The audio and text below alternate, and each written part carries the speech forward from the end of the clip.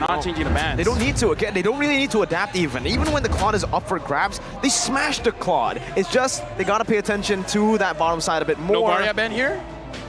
Ooh, I mean, if they don't ban the Varia, it is gonna be very sketchy. But I think with the Diggy out, they can actually just let the Varia go. That was the plan initially for Todak. Generally, definitely possible, but keep in mind, Todak is going to be back onto this towards that second pick with Blacklist International on that first pick. So generally, that should be the case here. There we go. Novaria is going to get taken out. Now forced to play standard, but that means that Valentina is open. Do they want to take it first pick though? Right? I mean, here's the thing. Valentina is strong. Eve is strong. I kind of feel like for Blacklist International, they're definitely looking at both heroes. Never mind, Psycho Fedrin is here. Yeah, with the Fedrin so good. Shoutouts to RSG as well, because I was hanging out with them and they gave me that term. But I kind of feel like now it's sticking. Now I think we're just going to call it the Psycho Fedrin. Oh, for sure. 100%. When you think Fedrin is gone, Psycho Fedrin is just looking back at you like, say what now? Say that again, one more time. I got my retry up, by the way. Oh, man. Todak. Do they want to go for what they went for in game number 1? Just instantly with a Kai Arlet here? I kind of feel like Claude would be okay. Just take it now before it gets picked up, right? They have last pick in the first phase, so I think they want to utilize that to actually, you know, Claude? Maybe pick Claude, right? Again, Blacklist International can simply just pick up that Claude away, but Todak, I don't think they want to. Do they want to be that one-dimensional? Just go for the Claude? No. Martis and Valentina. Very interesting, yeah. This is a rather interesting pick here because we do have a 50% current 50% win rate on this Martis, but it's also a considerable flex pick for both Momo as well as Rival. It can go into the EXP and as well as that jungle position, and I think for Momo, he's definitely comfortable with it. We've seen Fedrin openers happen before in MPL MY. They played against it many, many times, and even during the SEA games as well, we did see a couple of people make that same attempt to snowball Martis from the EXP lane. I'm going to do you one better. Maybe Chiku guys. Don't look at me like that. I mean, like, don't. Are you really gonna tell me there's no world that Chiku guys doesn't use the Martis gold lead? Oh, man. He probably does somewhere in his ranked games, but maybe for now it might be a bit too crazy. We'll have to see what Blacklist International go for first. And they go for the Minotaur and the Yi. So with a few heroes banned away, with the SS and Diggy banned away, it's, I guess, Venus's third most comfortable pick. It is going to be the Minotaur, which is, again, very uncharacteristic because we've never really seen Venus on a full initiation hero. Thing is, Blacklist don't have dive. And right now, Todak. Oh my god. Chiku and then picking it up Hilda again.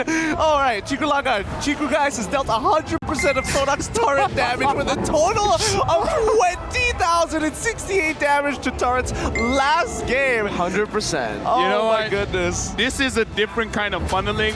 Yeah. That is amazing. I've never seen a turret funnel before. I know that Hilda is able to cancel out a decent amount of abilities, and I think it might be applicable to Minotaur in this case. I haven't seen a lot of that interaction, so that is very interesting to see here in game.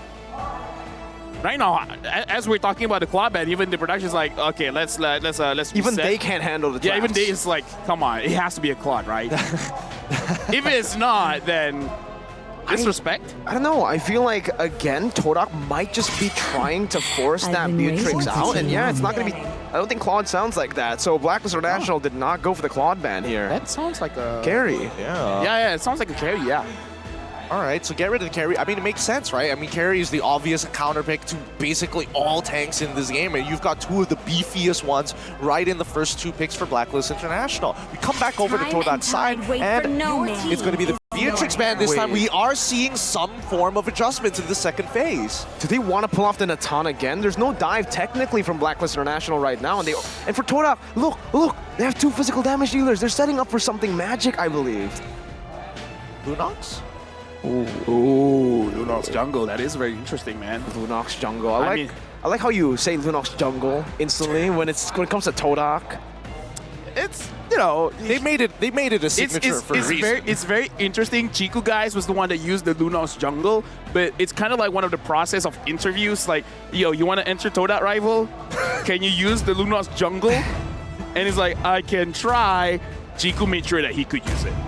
Got the job. Got the job for sure. No Claude ban, so the Claude might just come through here. But if they do go for the Claude, Todak are going to be severely dependent on physical damage right now. Yeah, I agree with you here. I think even for Blacklist International, they actually respect the fact that anti-CC is going to be a little bit of an issue, so getting rid of the Lapu is always going to be great. We know that Valentina is susceptible to CC, but if you're still the real-world manipulation, that opens up a couple of options. But let's not forget, the Minoan Fury can also be stolen at the same time. Do you want to go for Joy right now, is my question, right? Good dive up against Blacklist International, good mobility to try to face off against the Minotaur as well, and has a bit of anti-CC within her kit. And deny. And deny, and magic damage. I don't know. I feel like even Arlet might actually be a little bit more suitable in these particular cases. At least with the Final Slash, you can start denying abilities. Nope. Harrod. Yo! You say Joy? What did you just say? Joy? You and know Arlet? what? Yeah, you know what? I'm just trash. Let's just throw all of We're bad at the game. all the data terrible. we have here. Yeah, let's just throw it out. I mean, We why need do we it. even have a data Right. for Todak? You know what? Production has been keeping us up to date with all the stats, but even then, it's still tough to predict what's going to be happening in this matchup. Blacklist International start things off in the second phase with the Arlet for themselves, and I think that's great, especially when you're up against a Harith. It's always good to be able to kind of lock him down just for a couple of seconds. Here's the thing. It kind of shows to me that this time Todak, they want to fight.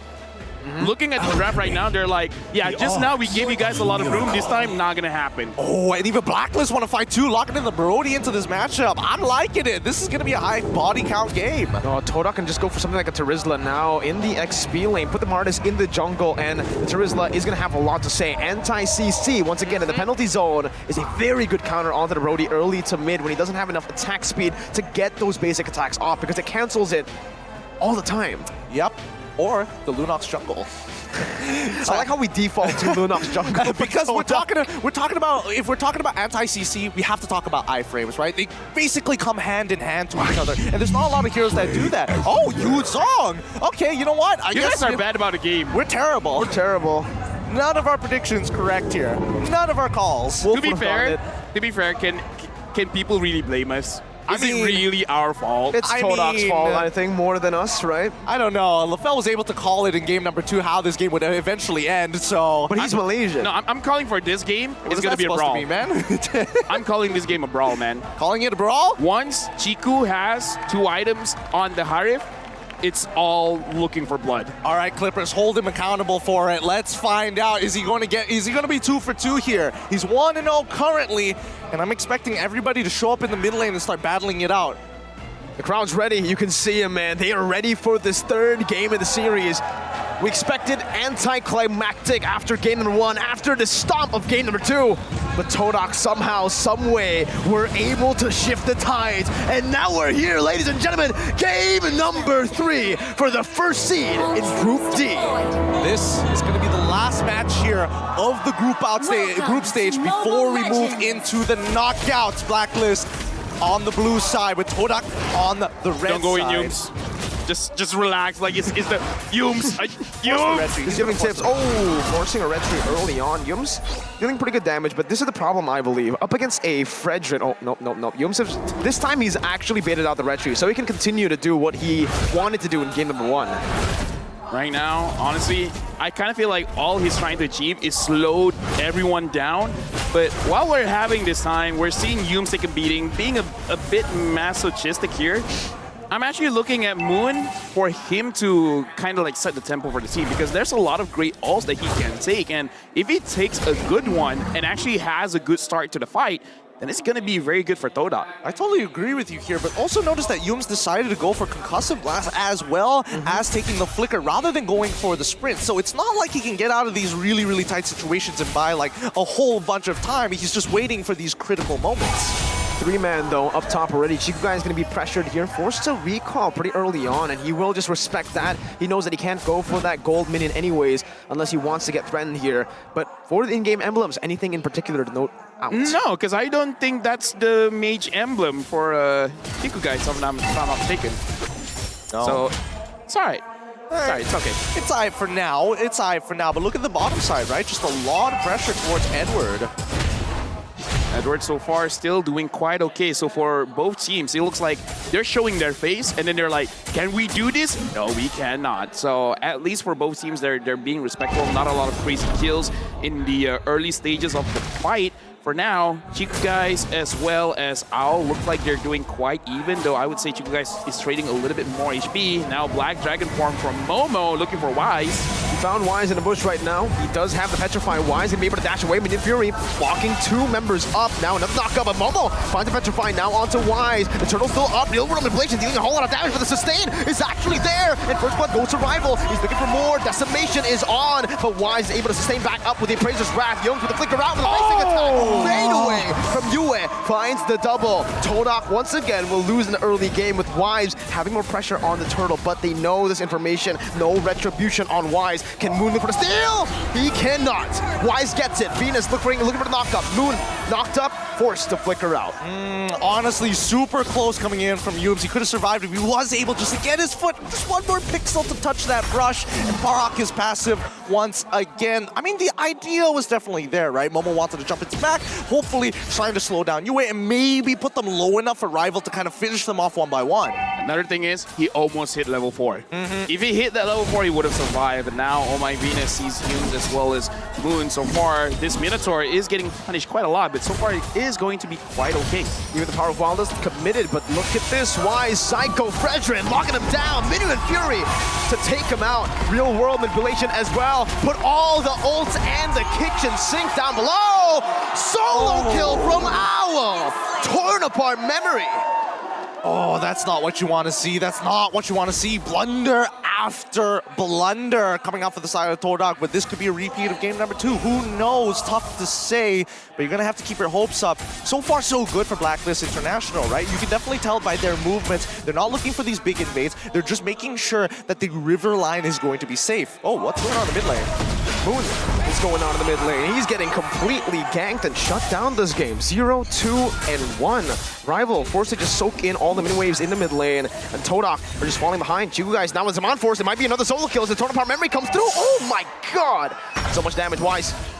He's looking for the Appraiser's Wrath stacks. Rival and Yums are there to back him up. Will give him enough space to clear out the mini waves, but so far, Blacklist 3,000 gold lead already. Okay, guys, you know, I said it's going to be a bloodbath. I say it's going to be a brawl. Not like this. You know, I thought it'd be a little bit more even for now. 6 kills to 1. Todak has not been doing quite good in this trade. And Yums, he's really just tanking everyone. He's trying to delay. I don't know what's going on here. I think he's trying to bait the abilities, and he did do that! Momo finds a Petrify, the Furious die, but Venus is still able to escape from Decimation. Now Moon stealing away the Mutant Fury. Momo with the Black Dragon form will fall. Yue picks up a double. The Appraiser's Wrath comes through.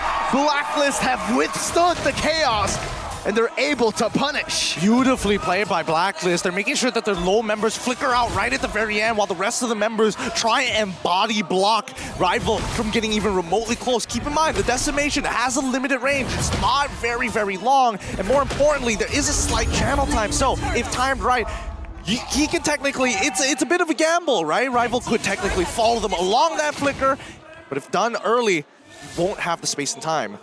Todak's got to slow down a bit, get some farm, get equal levels, because even looking at levels here, Chiku guys about to hit level 7, but Owl is already level 7. Yums keeps on going on, and look, he's taking way too much damage, man.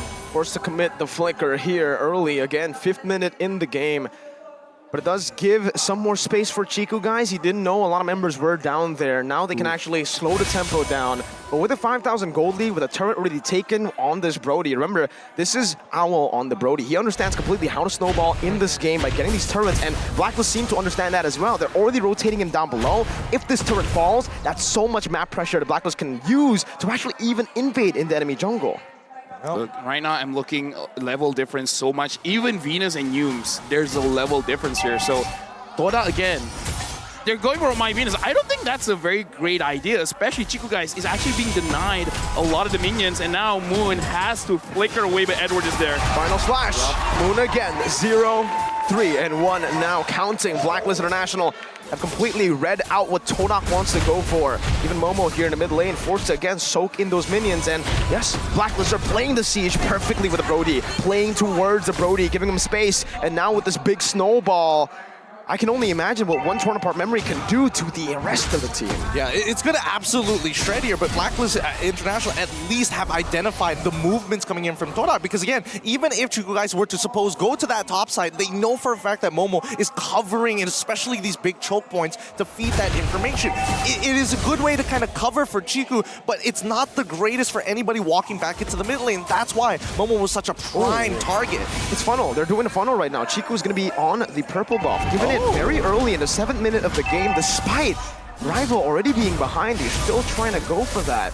Now, what does this mean? This means, again, you gotta slow things down because you're really looking for Chico guys to carry the game. But the thing is, it's kind of not great just because Athena Shield as well as Radiant Armor are a thing. I don't know. In this kind of situation, Todak might still be able to win the fights, but they really gotta make sure that they put into consideration the level difference. Edward's level 10, Momo is level 9. Unless they catch Blacklist slipping, it's going to be very difficult.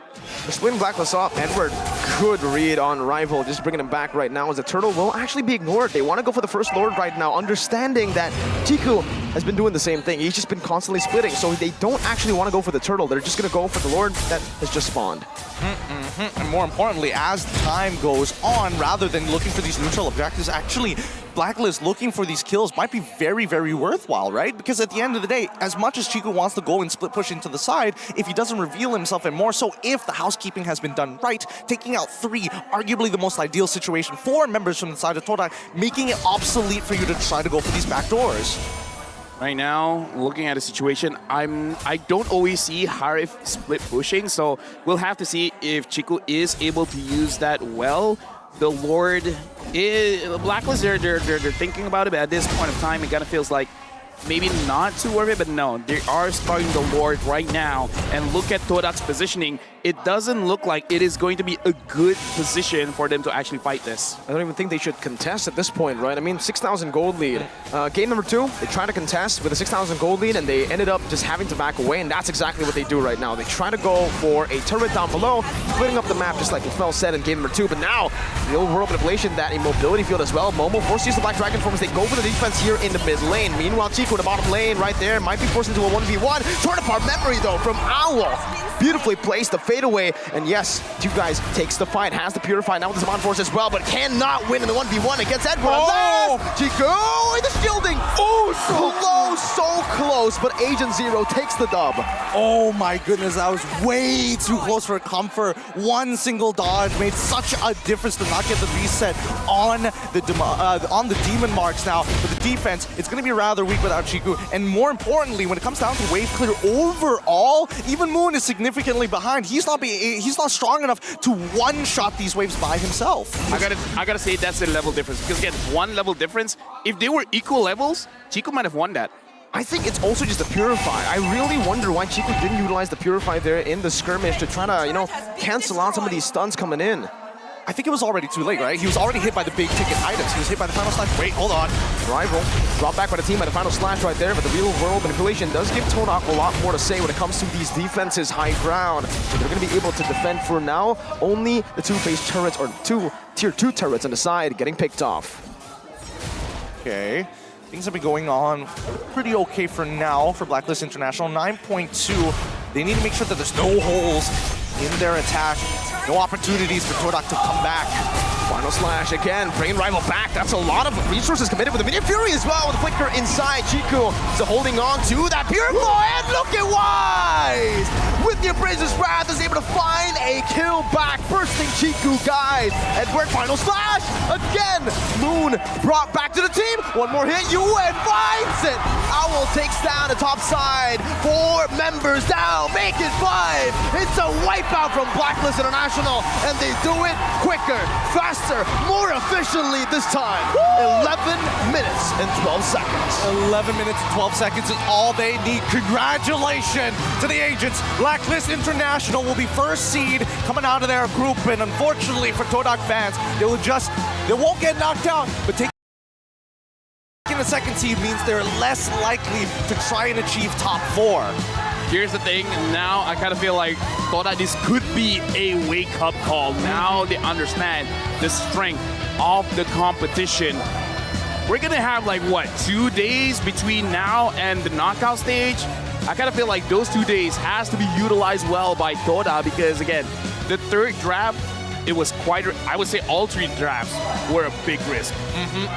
48 hours to utilize for all teams to figure out how they're going to start playing against their opponents, and not only that, fix their own gameplay. Let's keep in mind that the draws will be happening later on, but we're going to be throwing it over to our host up on stage. Mickey, please take it away.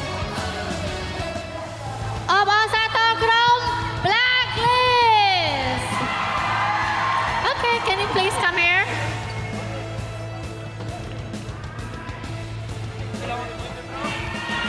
Here. Come here. Over here. Okay.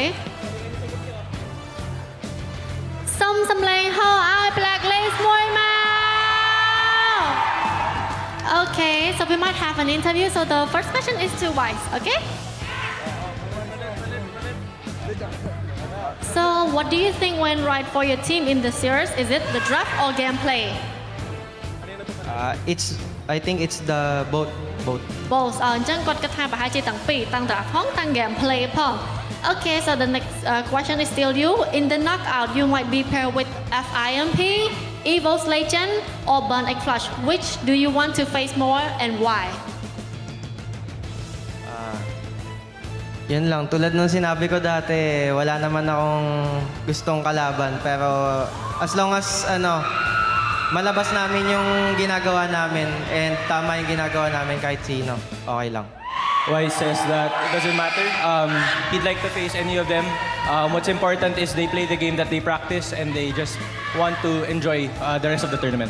អូអញ្ចឹងគាត់បាននិយាយថាប៉ះជាមួយនឹងធីមមួយណាក៏បានដែរប៉ុន្តែអីដែលសំខាន់គាត់នឹង try to practice more train more ដើម្បីការប្រកួត MSC ដូចគ្នាអញ្ចឹង So the next question is to Edward. Yes. Okay. So you mentioned in the media the day interview that Todak plays a lot of unpredictable hero. How did Blacks decode them?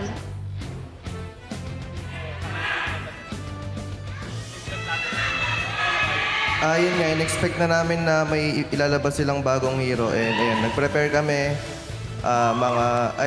nag-prepare kami ng para yan.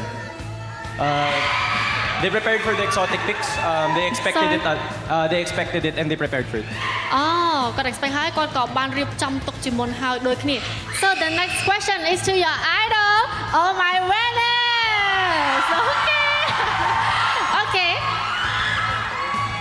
Okay, so the question is, how do you like Phnom Penh, Cambodia so far? I actually like it a lot. The people here are very supportive. Oh yeah. And I can feel it right now.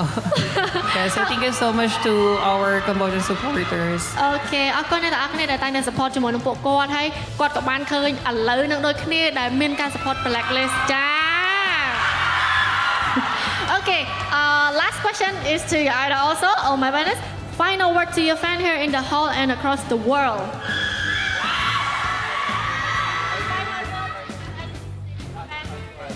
Of course, first of all, thank you so much to people who are supporting Blacklist International, especially here na sobrang nag-effort pa na lumipat dito to Cambodia to support us.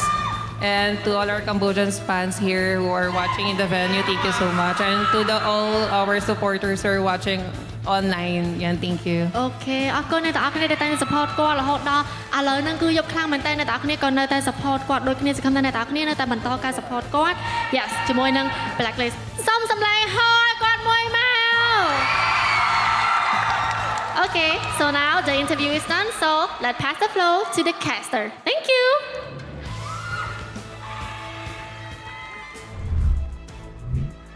Thank you so much, Radamiki, once again up on that